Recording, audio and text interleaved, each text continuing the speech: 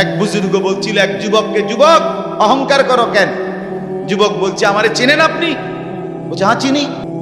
আউয়ালুকা নুতফাতুন কাদিরা, তুমি হইলা প্রথম ছিলা নাপাক দুর্গন্ধ, একবারে দুর্গন্ধময় একটা বীর্যের ফোঁটা, এত দুর্গন্ধ যেই দুর্গন্ধের কারণে তোমার মা বাপ দুইজনকে গোসল করতে হয়েছে।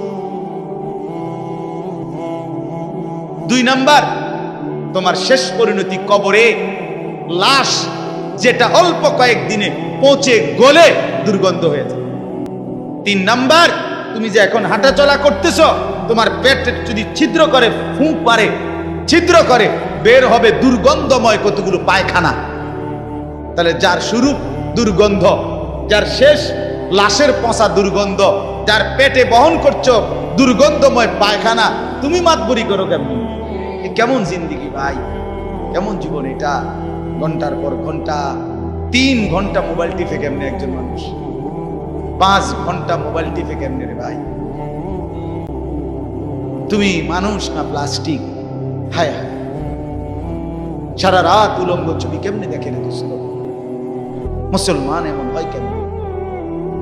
আমাদের আল্লাহ আছে, আমাদের আখিরাত আছে। মৌলানা মুফতি দ্বীন মোহাম্মদ সাহেব, আমি শুনতেছিলাম একটা আয়াত পড়ছে, ইয়া আইয়ুহাল ইনসান মা গাররাকা বিরাব্বিকাল কারীম।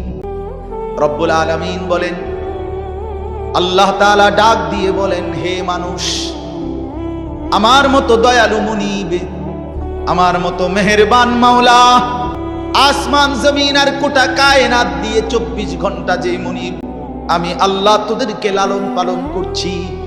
একবার চাঁদ উঠাই, আবার চাঁদ ডুবাই, আবার সূর্য আনি, সূর্য ডুবাই, একবার রাত বানাই, একবার দিন বানাই, একবার আলো দেই, আবার অন্ধকার দেই, একবার রোদ দেই, আবার বৃষ্টি দেই, একবার আলো দেই, আবার বাতাস দেই। আল্লাহ বলেন, এতটা যত্ন করে লালন করছি যেই মনিব, আমার মতো দয়ালু মাওলা, আমার মতো দয়ালু আল্লাহ থেকে তুই বান্দাকে, তুই মানুষকে কে রে ভুলায়া দিল?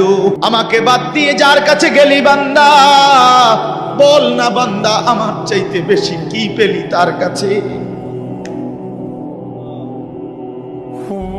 সে তোকে কি দিল? বলো, তোমার সমবয়সী বন্ধু তোমারে কি দিল?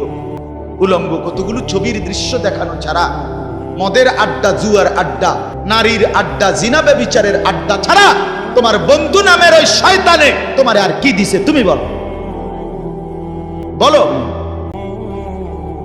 ওইগুলা তো বন্ধু নামের শয়তান, ওইগুলা বন্ধু নামের ইবলিস। আল্লাহ আমাদেরকে বুঝ দান।